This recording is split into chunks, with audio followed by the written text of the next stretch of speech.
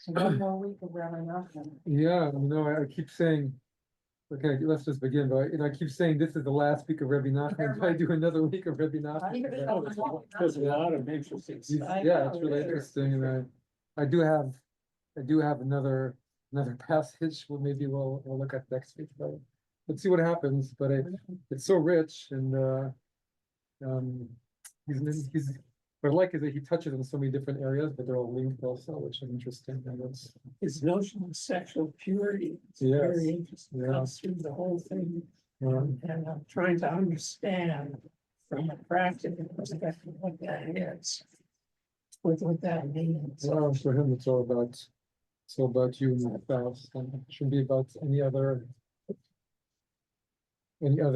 constellation but that.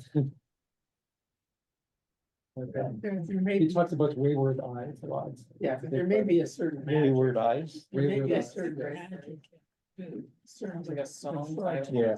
Vital, which was Yeah. sort of an It was a energy. song. Oh, he does, yeah, there's a whole thing about, Spilling that in various places, you want it to be pointed directly. yeah, So to speak. yeah, he has a whole thing where he talks about raising that energy, which is similar to the East, and how that energy is the energy that helps make spiritual experience. Right. Yeah, which is Which very, makes it very concrete. rare to It makes it find, very concrete. very rare to find in Jewish sources. He's one of the only ones Yeah, that, he really talks about directly. there's a whole paper about it, actually. If you're interested. Oh, really? Oh, yeah, A yeah. friend of my father's wrote about Oh, it. really? So let's begin. And so we're going to be talking about Hit Bodedut.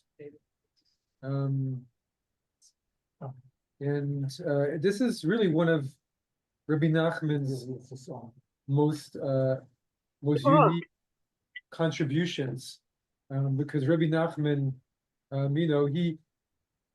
he created books and he created, a lot of thinking, but a lot of his thought is very unique, but it's built on other ways of doing. Hit Bodedut is a practice, and he really enshrined this practice among his followers. And I've spoken about this before. We have family friends in Jerusalem who just moved next to the Jerusalem forest.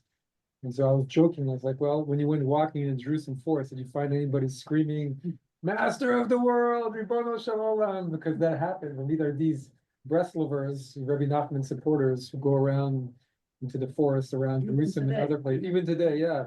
I'm going to be showing a video later. We'll show you how to do it. They do it in a very intense way, but and it's all about this idea of being alone and speaking to God, spontaneous. It's all about the spontaneity. That's really what it's about. It's like, because I guess this is my interpretation, that Rebbe Nachman found how powerful that is, and he looked at our Jewish prayer, and there's not much room for spontaneous prayer.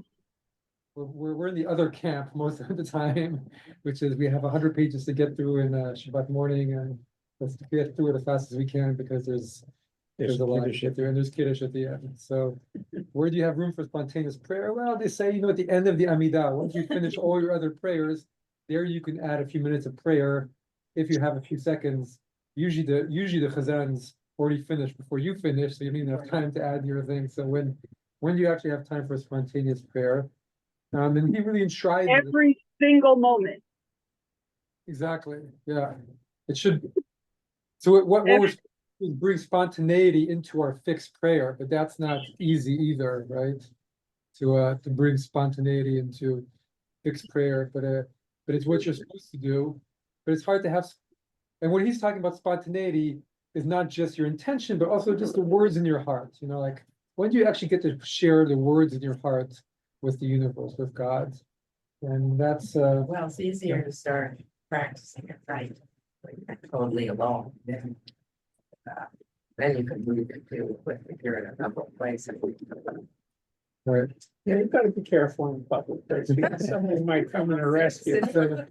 Although, it's quite useful, because they changed the mental health code in 1965 in Illinois, so you can't be arrested for Can be that. arrested. You can't be thrown into a mental hospital for talking to God. But, guy. Yeah, that's Well, right. But it's true. It's true, and that I also feel that most people have a kind of a pretty good radar listening to someone. If someone is just even if someone were screaming out, God, why, or something, they could probably tell between that and someone who is out of their mind and saying it, just because we can feel people's mental state. It's kind of built into, not completely. I think there are some people who would be scared of something in the middle of Harlem. You put your arms up into the air and said, Ribono shel olam, that's the word. Yeah, no. Or you might have a few people honking at you and get out of the way. More likely, but so yeah, he does say go into nature. That's his big thing. And he says be alone, and it's also because it's easier when you're alone and to also find a space within yourself to do it for more than 10 seconds, right? And then you can access that space later. You can, if you develop it as a practice. And he's also saying it's Good morning. I'm here for the rabbi's class. Thank you. the practice is also that it's something you have to work at, and you can go deeper and deeper, right? It's not just like, oh, wonderful. Good morning. Good morning, everyone. Let me turn this off. Hey, Bye. wonderful.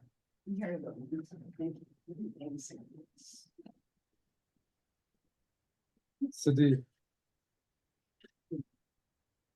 these days, actually, funny you coming in, talking on the phone here, but you were talking to God. People probably just think you're talking on your earbuds to somebody else, right? That's what they would think. See people plotting on Yeah. through their earpieces. In the Are they crazy? Maybe they just put the earbuds in there. Exactly what they do, Crazy. what they, Exactly. could be fun. But the Hebrew dude, he really saw as a practice, and it's not just like you do it once, so I know what this is all about. To do it more and more, and it opens up areas within yourself. And I think what we'll get to is that he really feels not only it opens up areas, but you get to release a lot of built up stuff within yourself, right? Because you're in this sanctified space, you and the universe, you and God. And in that sanctified space, as you start to bring up stuff that's going on in your life, as you're talking to God, it allows you to release it. It allows you to open up. It allows you to come to peace with things, not keep it in. And so it's really, it's a very, it's not just like, oh, I'm just going to talk to God and say, God, please help me. What do I say now? But it's something you develop how to do it. It's something you work at, and you come into a flow of it. And we'll see. We're going to show a bit of a movie. In the movie, people talk about, oh, I've been doing this for years, and this is this and this, and there's a technique that he do. And the whole thing. And Rebbe Nachman gave a lot of instruction, and then Rebbe Natan of Nemirov, his chief disciple, continued it, and then it became. And I will say, you watch the movie, that there's always two camps to the Breslover world. The Rebbe Nachman supporters, I've been saying since the beginning. There's the younger people who tend to be on the more kind of hippie-ish and kind of like. Then you have the old guard Breslovers, who are these kind of like other Hasidim, just within a greater Hasidic community, and they tend to have in some ways less normal lives, in some ways more normal lives, and so. But they both those groups practice Hidbodedut, and find it to be a worthwhile practice. So let's start. Alan, if you don't mind reading the first few sources for us. Sure. When you entreat God in the language you are used to, the words are closer to your heart and will therefore flow more easily. So we all know this, you're praying in Hebrew, you don't know it's not always so easy to connect to the meaning, right? Let's just be, right? Hebrew is hard, and in their days, they spoke Yiddish and I guess Ukrainian, and other language was around, and it's not just us, it's Hasidim, unless those who spoke fluent Hebrew. Is it literally just literal language? Can it be other types of, I don't know, dance, art, whatever Beautiful. you are, I think so. I different kind of language? I mean, language is speaking to God. First, when you were going with that, I thought you meant like colloquial or this, and I think you could open it up. You could open it up to art and music, and as long as you felt you're able to express yourself distinctly in that language, which I mean, I'm a mediocre musician, but you know, I guess really good musician probably can really express. Dance, or a dancer. Dance, yeah, dance, really good dancer. You're in a world of its own anyway, like you're. That's true. And, And you can and, add words too. and interestingly, when you do something like this, it becomes real for you. So the thing that you're speaking to becomes a real thing. In other words, there's a certain amount of creativity in your relationship with what you call the divine. So if you're speaking to it over and over again, the thing that you're speaking to it becomes more and more concrete for you. Mhm. It might become just sort of the ideation or abstract in the beginning, and then it takes on concreteness of its own. It's as if you create the thing. Well, I think you're creating it, but I also think contact is made on some level. Also, it's So the you, universe. you think it has otherness other than our creation? I do. I think you're creating it, but by you creating it and making the space, you're leaving room for a response in spirit, you know, and so it's everything is like this, right? So it becomes alive for There's a you. mutuality. There's a mutuality to it, but I think like when you were talking, I was thinking, you know, it might be you need to make it your own. So for some person, it's dancing in a specific room of your house where you have space, and for another person is where you go to bed, talking. Another person is going to your, I don't know, to the forest preserve and kind of maybe not screaming out loud, but just, you know, within your own heart, saying, well, that gives you the thing. So we all have our own space that you make into a practice, which regular in a fixed time and a fixed way, and that's how you. It's like someone regarding meditation. My father was a meditation teacher. Always says, you know, God always keeps the appointment. So you have to do your best. Or like to Sometimes fill makes in every sense. morning Yeah. at exactly the same time as the sun is rising. Yeah, basically, yeah. Or have a. That's when it becomes a practice as opposed to just a dabble. You know? Alan, do you mind reading another bit? No, this is a step-by-step process. First, the person should devote the solitary nighttime hitbodedut to talking and praying to God at length until he succeeds in nullifying one negative trait or desire. Next, he should devote his hitbodedut to working on nullifying a second trait or desire. He should go on like this night after night in this solitary spot until he nullifies everything.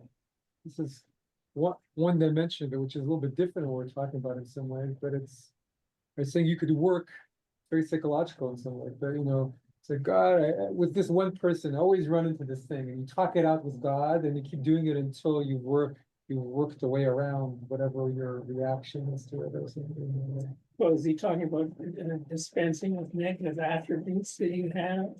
Is that what he? Or habits, I Or think habits. traits or habits, you know. Can be both. And until you end up being nothing, Yeah, no thing. nothing. Until, No well, thing. and you reach inside yourself, the no thingness that really is where everything is, so to speak. Yeah, you talk it through, but and asking God for help and building spiritual power around addressing this thing within yourself, right? So you look at yourself and like, well, I'd like to work on this aspect and just talk to God about it until there's powerful energy around it to undo the knot. You know? Nachman is also into speech, into the magic of speaking. And he talks about illuminated speaking. This is what he wants you to be able to do. Illuminated speaking means what? It's a sort of an emotional concreteness in speech where you really feel what you're saying.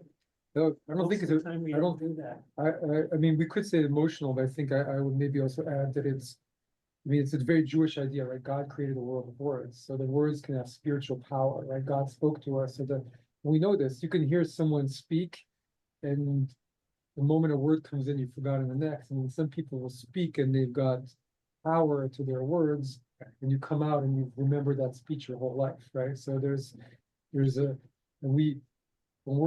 often when we're feeling good within ourselves, our words have more power. We're more connected to our own spirit, right? So when speaking with he's, where you say he does talk a lot about, bringing words with power, spiritual power. And this is a very Kabbalistic idea that what is it that differentiates, it's because all the time, human beings and animals, speech, they say. And part of when they say that with speech, you can create worlds. This is the Baal Shem Tov. And with speech, you know that when you're talking this, when you're giving a speech, you're creating a world to a group. Where so it's saying so the same thing, addressing your own self and God, you can create a world around something within your own being that can help you deal with where we're all working on our own projects, right? And so Can I say something? May I? please go ahead.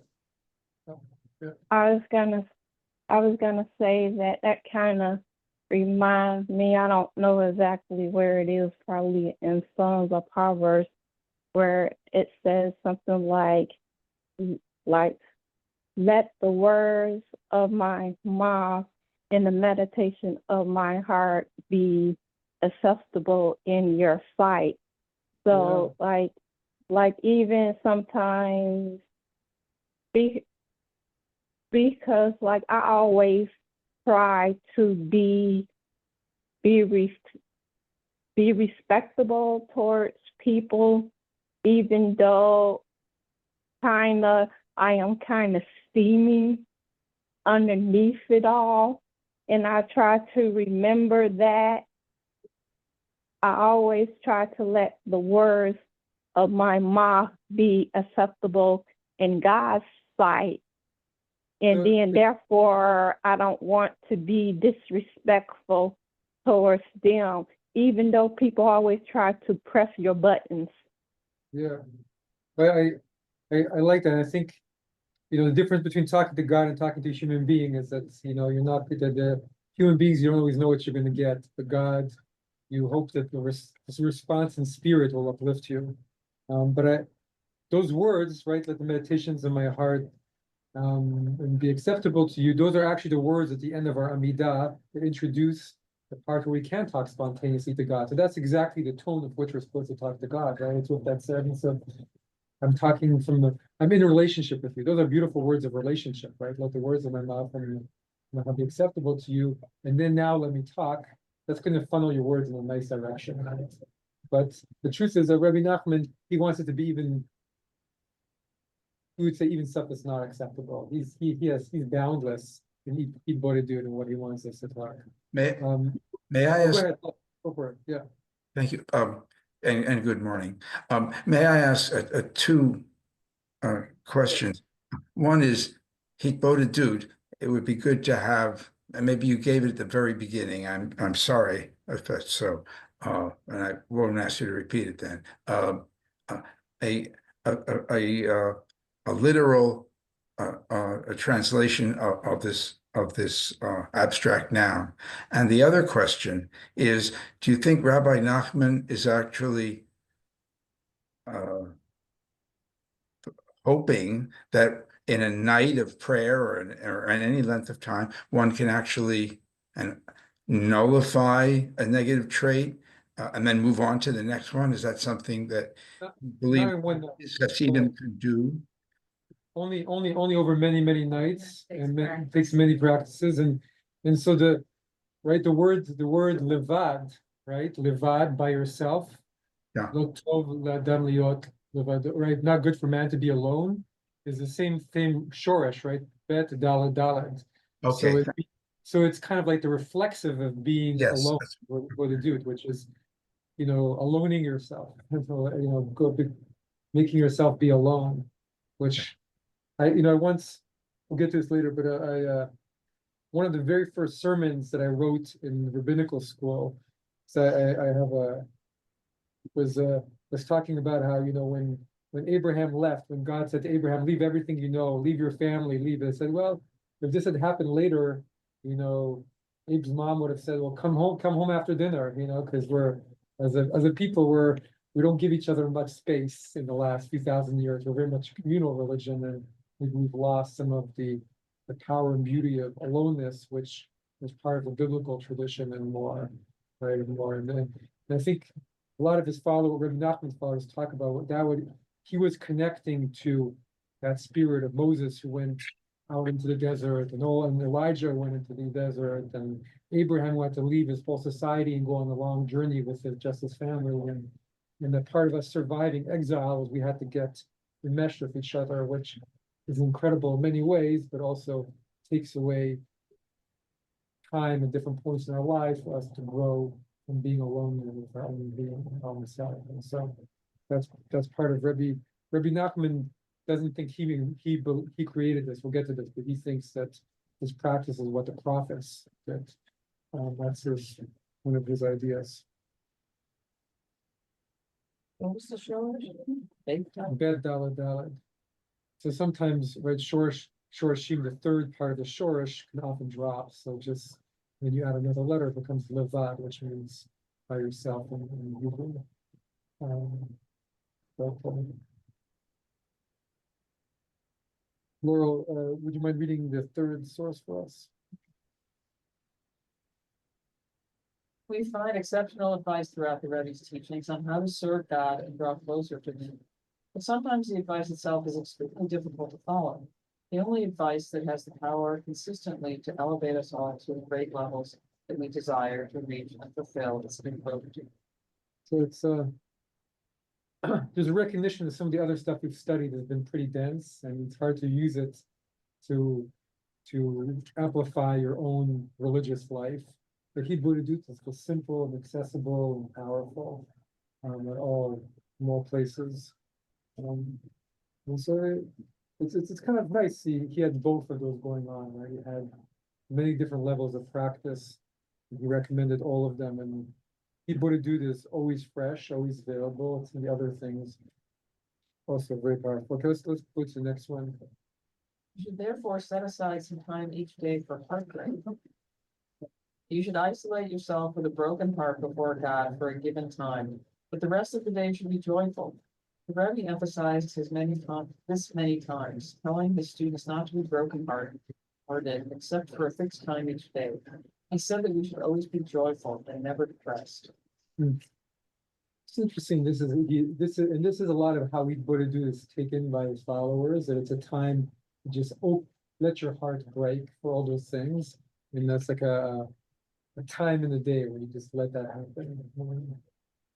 What's heartbreaking is what practically, what are you talking about? You're talking about sadness? A sadness. The sadness. It's funny, I remember one time with my oldest daughter, she was really upset about something.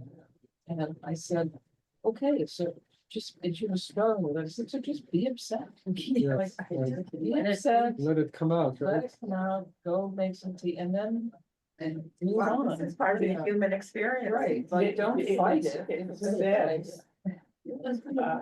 In many of the Hasidic writings, it's somebody who can't be heartbroken and never reach any level spiritually. And you have to have that as part of your nature.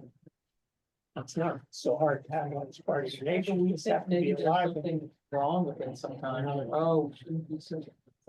Just, Being heartbroken a lot. Don't rush them off to the right, you psychiatrist. can't get past it if you don't, you gotta go. Sorry. You have to get right. There are stages.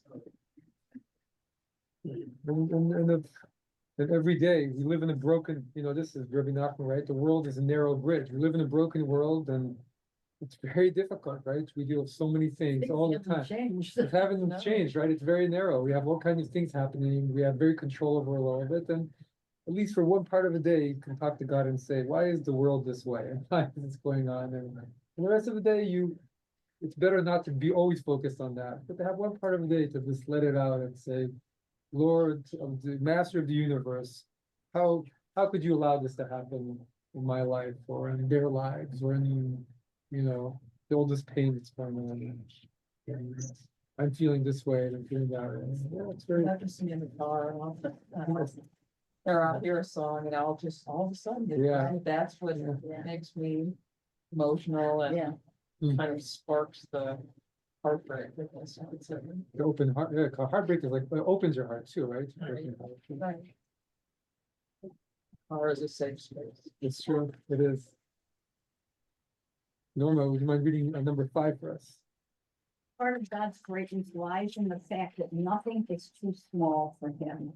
Therefore, speak to him about everything, personal problems, family problems, mother-in-law problems, problems with children, difficulties with making ends meet, how to grow spiritually, major life decisions. Even your difficulty in practicing it. Rabbi Nachman teaches, a wise person will pray his entire life to speak just one totally truthful word to God. So that's a very common Hasidic idea of what's a truthful word. And there's I think it's the Vitebsker Rebbe who says, for the first, 40 years of my life, I was trying to say one blessing truthfully.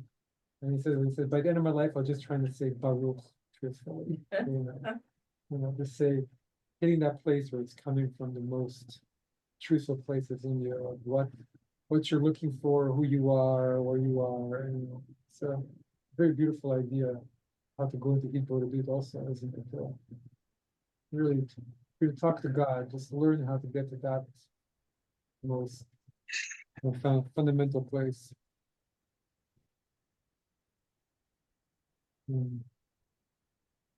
So number 6.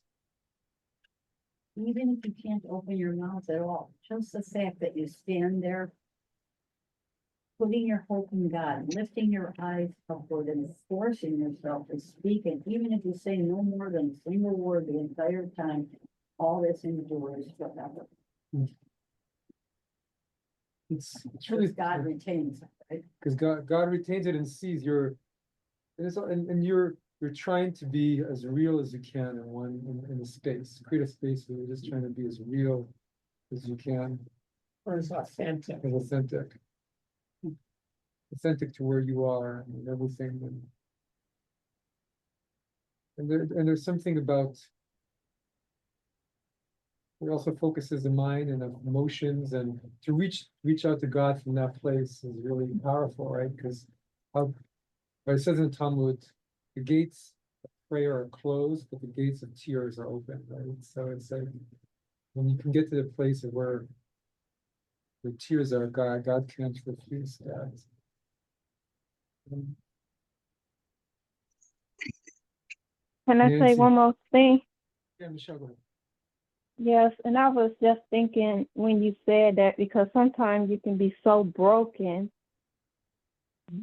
that your mind cannot mash up with your mouth the words that you want to say, and then you just cry because you feel so broken inside that you can't even explain how broken that you really are.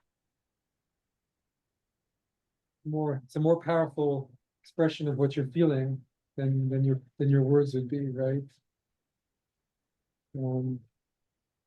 Yeah. Let's see, can you do number 7? Yeah.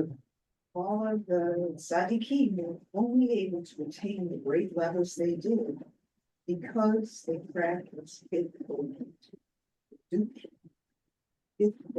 What's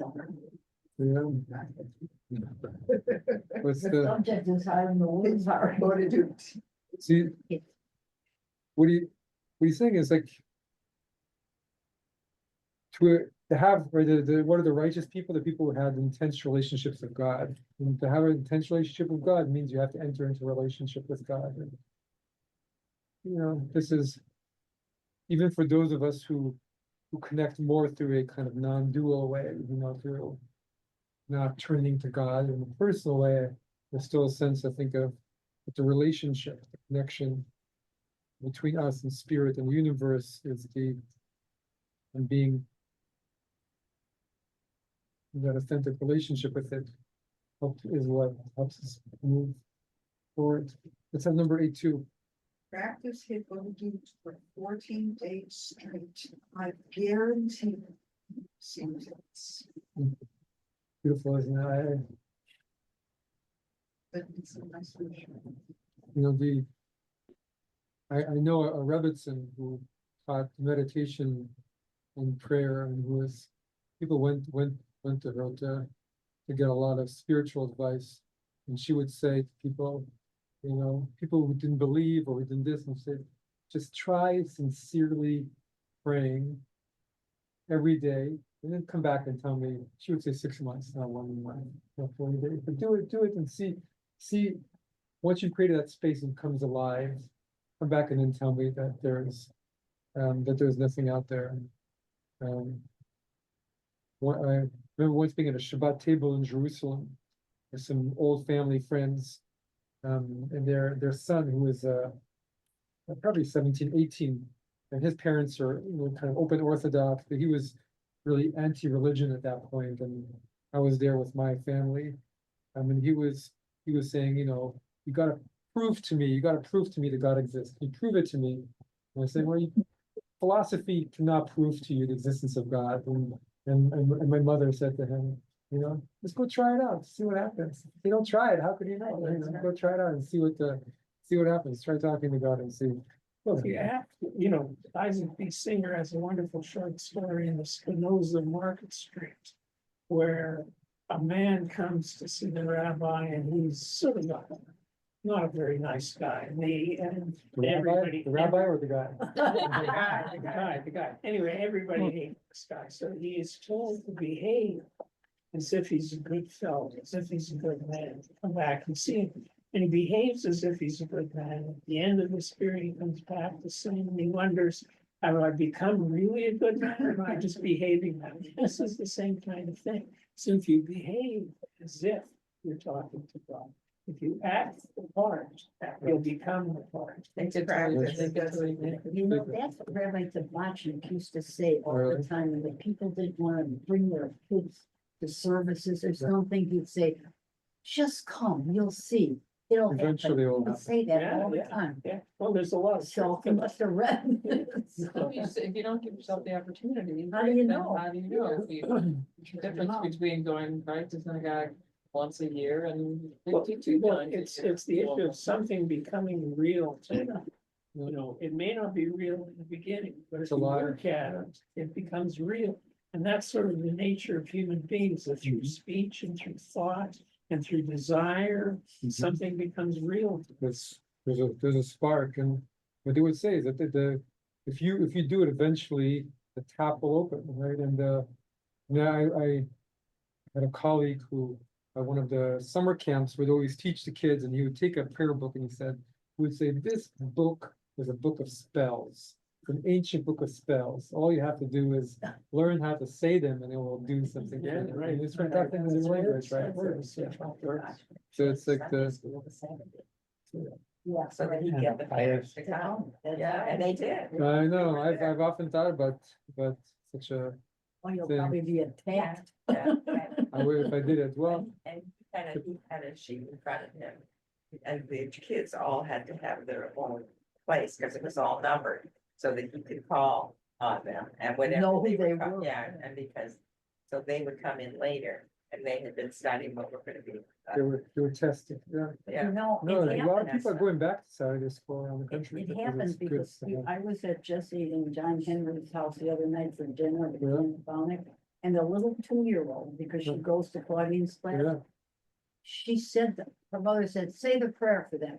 And she said Hamotzi, 2 years old. So she goes to the school It's true. and Right? she learns it like your Well, kids.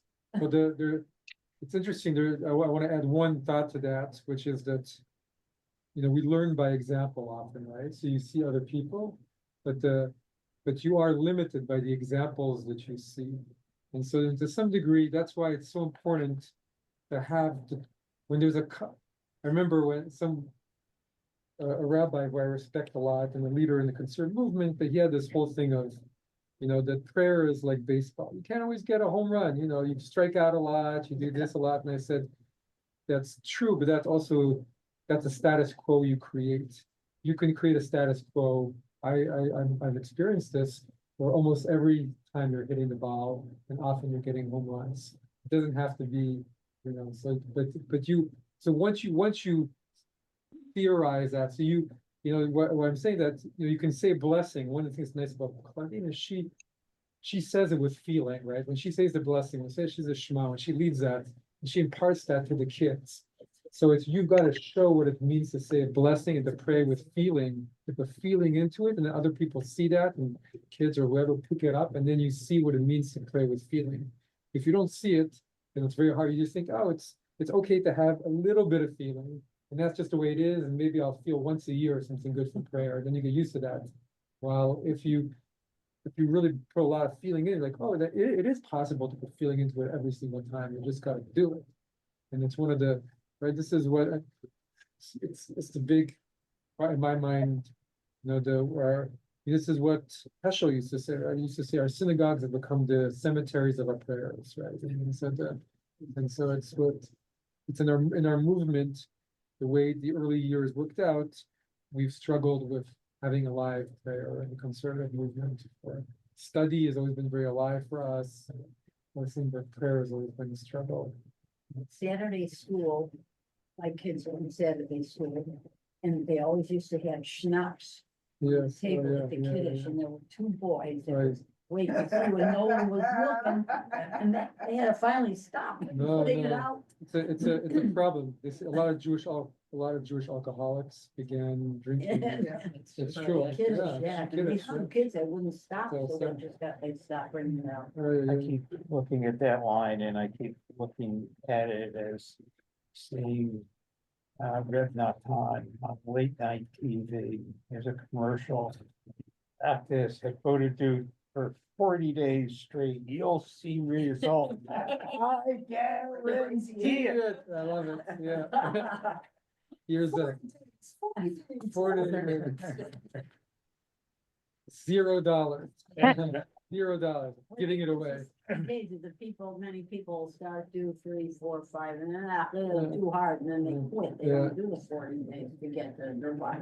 Yeah, 40 days is a substantial amount. I would like to say one more thing about what the lady said about the child saying the prayer. One thing that I kind of always appreciated about the Hebrew scriptures is that the scriptures teach the fathers to pray over our children, and we don't find that much of that to our day, because that is what's gonna anchor that our child. This is this week's Torah. That is the week's Torah portion. You know, putting your hands on their heads and blessing them, which we still do, and you know, you transmit blessing and you transmit how to do it. So let's continue. I want to get to the end of it because I want to watch a little bit and I want to try a little bit of everybody do it. Okay. So Bonnie, do you mind reading number 9 and 10? What to do it is on a very high level. Indeed, a level from all levels. And then number 10. Though my enemies encamp against me, I rely on this. One thing I ask of God, that shall I seek, that I dwell in the house of God. The best protection against the forces of evil is prayer and the desire to serve God. King David knew this, although he was surrounded by a multitude of enemies, forces that sought to destroy him. King David did not fear. He beseeched God to help him retain his faith and always come before him to dwell in the house of God. His great desire to serve God and his unfaltering faith in prayer were his strength and fortitude against the enemies. So it's in the context of Hebrew to do, this gives us a certain sense of connection to God and I don't want to say divine protection because you can't guarantee divine protection, but a spirit being in your life that will help you against those internal and external enemies that are part of this broken world. I'm going to play the movie going on.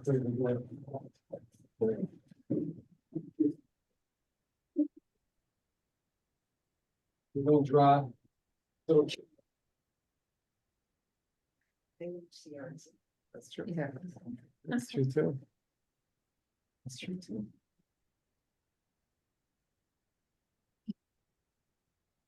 Okay, so You're welcome.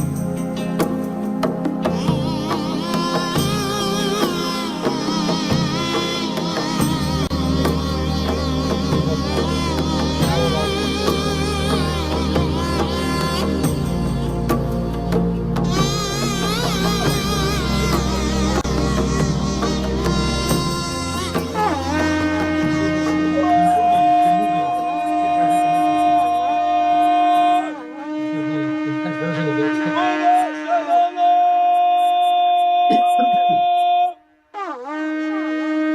Just do their own one.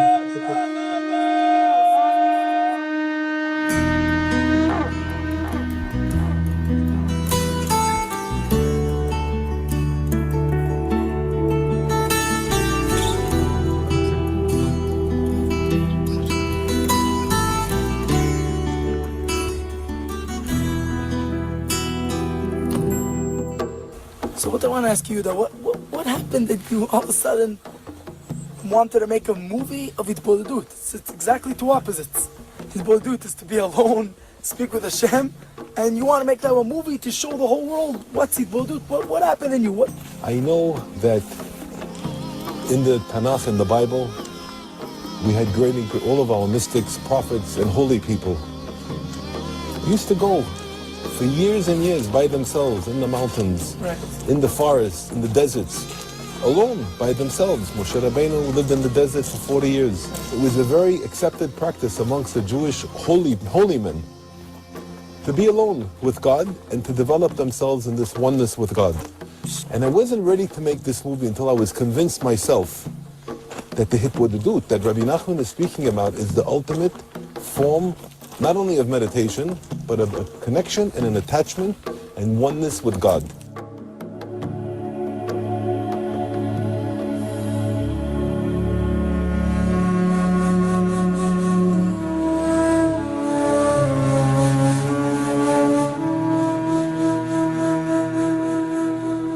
מקורבי ותלמידי היקר, קורא אני ומבקש ממך, עצור נא לרגעים ספורים והקשב היטב לדבריי. מדבר אני לטובתך הנצחית. כבר שמעת זאת רבות וגם הבנת שעיקר עצתי הוא רק התבודדות. זאת פעלתי אצל הקדוש ברוך הוא, שהאדם הזה שיקיים זאת בפשיטות גמור לעמוד כל יום שעה לפני השם יתברך בתפילה. אף כשאין לו בעת הזאת שום התעוררות, אף אם לא יוכל לדבר שום דבר, ורק זאת שהכריח את עצמו לחשוף לדבר לפניו יתברך. גם זאת מודיע אני לך, שבתיקון קל זה, שיכולים בשעה זו לזכות לכל טוב, לא ישקוט הבעל דבר, ויניח עצמו לסתור זאת בכל האופנים שבידיו. העיקר לעקור ממך נוהג זה. אחי כלבבי, רחם על עצמך. He put his body into the ice, into the snow. He did every type of thing to break his physical desires so that his spiritual will elevate. And then he comes along and says that the way that he acquired the biggest form of attachment and oneness to God, he used to take his horse, go into the deep depth of the forest in the Ukraine, and sit in the most simple language and speak to God. Even the simplest thing in the world, can speak to God as our best friend in the whole world, without guilt, without worried about being punished, about anything. Just talking to him about what we're passing in our life. And Rebbe Nachman would want to say something. Rebbe Nachman says that if a person would believe 1,000,000% that God is listening, no doubt, every single day he would come and do it, and every day he would speak to God, and he would feel good, and he really feels good. The idea in this movie is that you don't need a college diploma, you don't need to be a professor, you don't need to be a rabbi. It doesn't matter if you're a man. It's actually better if you're a woman, because Rabbi Nachman says that the women They speak with their heart. speak with their hearts more. But the main thing Rabbi Nachman is saying, be alone for that little bit of time. And in that time, ask God to help you to open up your heart, to speak to him, to connect to him.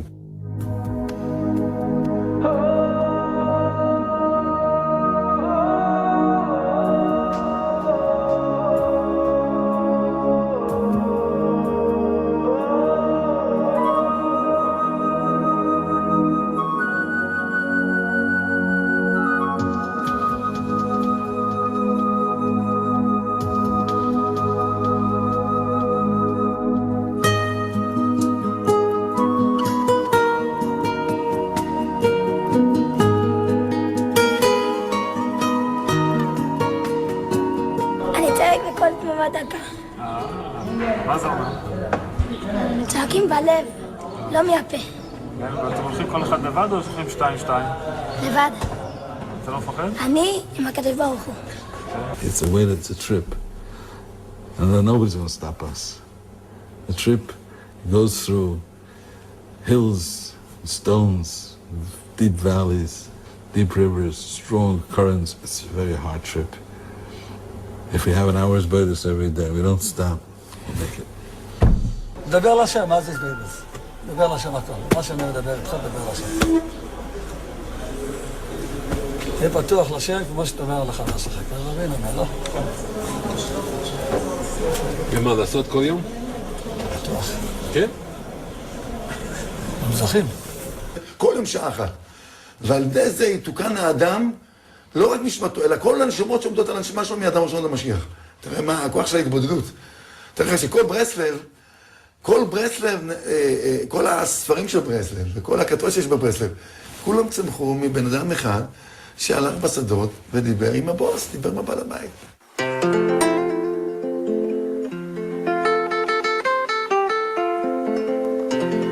היה אילו יהודי היה יודע מה זה התבודדות. אילו יהודי היה יודע מה זה התבודדות. אילו יהודי היה יודע מה זה התבודדות. אילו יהודי היה יודע מה זה התבודדות. כמה שנים אתה מתבודד? האמת שהתחלתי להתבודד כבר לפני המון שנים, מתוך עצמי, עוד לפני שהכרתי את ברסלב וכו'. בערך 31 שנים. זה לא רק שזה לא משעמם, זה כל פעם מעניין יותר. אני רק נכנס לשדה, אתה יודע, בין העצים, בין הזה, נסתכל רגע על השמיים. לא צריך שום דבר. תפילה, משהו עולם. ברגע שהבן אדם מתחבר באמת לבורא העולם, מבלי אנשים מסביבו, אז מתגלה הלבד הפנימי האמיתי שלו. מבחינה מסוימת זה לתת לבן אדם את עצמו. כך זירה שבה אתה מחליט מה יהיה העניין. בעצם ההתבודדות היא נותנת לך את האפשרות לצאת מהחלום לעולם אמיתי, שאתה תברא את המציאות שלך עם הדיבור. התבודדות זה לא דבר שאם יש לי דיבור עם המדבר ואם לא, לא. אני צריך לייצר את זה, אני צריך לחפש את זה. זה עבודה של חיפוש. זאת אומרת, כל יום כשאנחנו הולכים לשדה להתבודד, אנחנו לא הולכים למישהו, אנחנו הולכים אלינו. זה מה שייתן לי את הכלי, איך לתפקד בתורה, בתפילה, בחיי המשפחה, במשא ומתן, בעסקים, על העתיד. כל מה שאתה רוצה בעולם זה כולל בהתבודדות. בסך הכל זה לא צריך בשביל זה להיות עשיר, זה לא עולה כסף.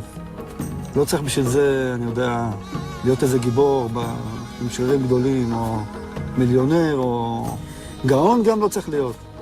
כל אחד יכול פשוט לקחת את עצמו לאיזה מקום, עדיף שזה בטבע. ולדבר איתו.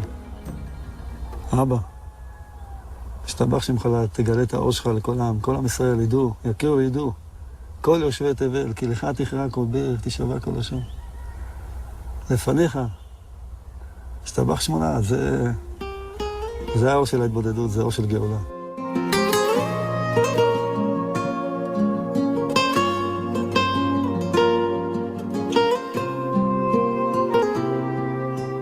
דע לך שכל רואה ורואה יש לו ניגון מיוחד משלו. דע לך שכל עשב ועשב יש לו שירה מיוחדת משלו, ומשירת העשבים נעשה ניגון של רועה. אבותינו הקדושים, אברהם, יצחק, יעקב, משה רבנו, דוד מלך ישראל, היו רועי צאן. אז רבנו אומר, למה היו רועי צאן? כדי להיות בטבע. להיות בטבע, כדי שיוכלו להתבודד עם השם, ולהיכנס לתוך הנקודה הפנימית של קרבת השם האמיתית, שזה בין האילנות, בטבע, זה באמת המקום הכי מתאים להתחיל להתקרב באמת לשם. On that note, among the trees of our chapel, I thought maybe we could try it. You know, we don't have to. If anybody wanted to walk, stand up as if you're doing, you gotta go to a corner and do it. So I think silently, but I don't know.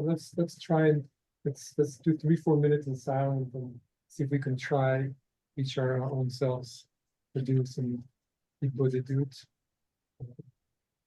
Try and talk to God in the way they were talking about it, that we can read about it.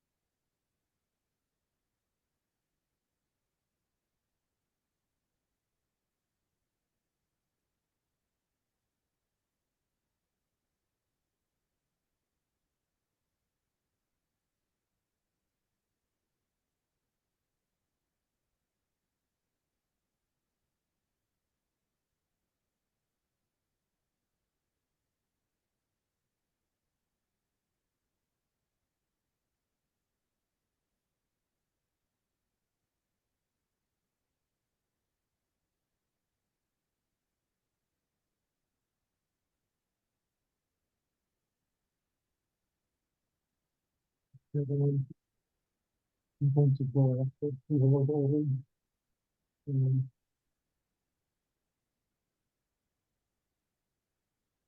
It was interesting. Yeah. Yeah. You know, they always see things. Yeah. I closed my eyes, so I saw the vision.